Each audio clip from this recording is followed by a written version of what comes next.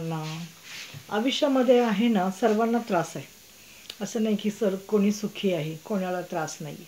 परंतु मी काय बोलते की आपल्या स्वतःच्या इगोसाठी आणि आपल्या स्वतःच्या नाही का, मी कोणीतरी मोठी आहे, माझं काहीतरी खूप आहे, मी नाही का अशी दाखवल करून बापरे की बघा तुमच्या पुढं तुमच्या असं असं तसं, आणि मग त्यातून वाईट मार्ग शोधायचा, दुसऱ्याला त्रास दिला असं करायचं.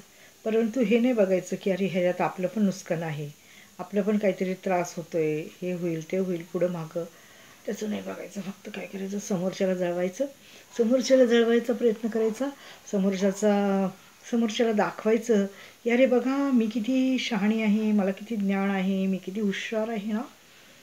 परंतु तुमचं ज्ञान, तुमची हुशारी, तुमचं सगळं व्यर्थ आहे. कारण का त्याच्यापासून तुमचाच नाश होणार आहे आणि होत आहे. माझं तर काही नाही, माझं तर झालं गेलं, गंगेला मिळालं. आता काय आहे ते दिवस काढायचे, कधी बोलवणं होईल तसं जा तर तेव्हा जायचं. तर माझा तर विषय नाहीच आहे, विषय आहे तुमचा, तुमच्या आयुष्याचा.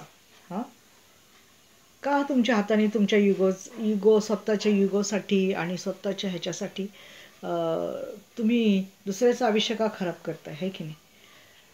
एखादी गोष्टीची जर माहिती नसली ना तर प्रथम माहिती घ्यायची की ह्याचे पुढे जाऊन काय परिणाम होतील, कोणाला त्रास होईल, काय होईल.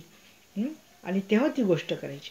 का फक्त मी कोणीतरी खूप भारी, मला कोणीतरी काय चांगलं बोललं पाहिजे, अगं मी अशी ना मी तशी ना, अगं काय बाई कशाला हे असं. हां, तू अशी तशी, तू कोण आहेस?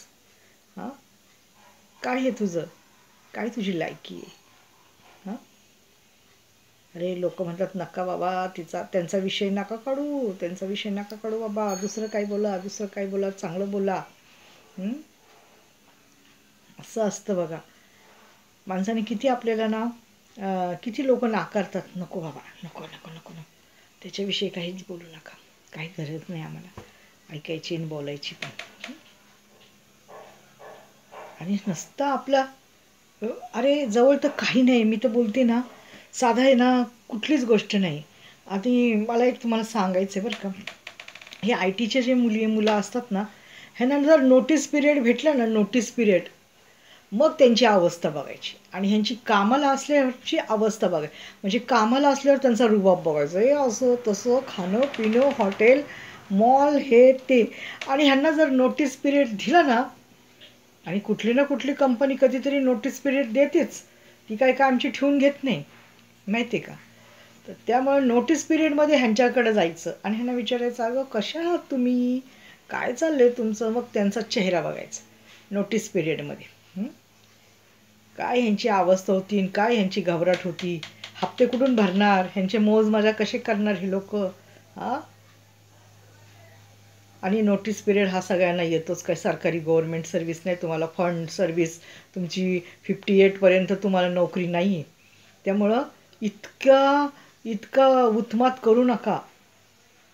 म्हणतात ना, पापाचा घडा कधीतरी भरतो आणि फुटतो, तसंच होणार आहे. पापाचा घडा कधीतरी भरणार आणि तो असा फुटणार की बस रे बस, माहिती का. तेव्हा जास्त मिरवायचं नाही, जास्त तोरा दाखवायचा नाही कोणाला आपल्या पैशाचा.